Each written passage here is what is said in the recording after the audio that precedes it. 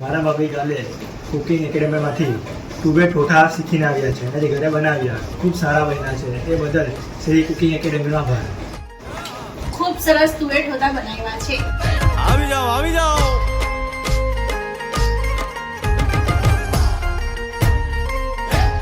ભાઈ ભાઈ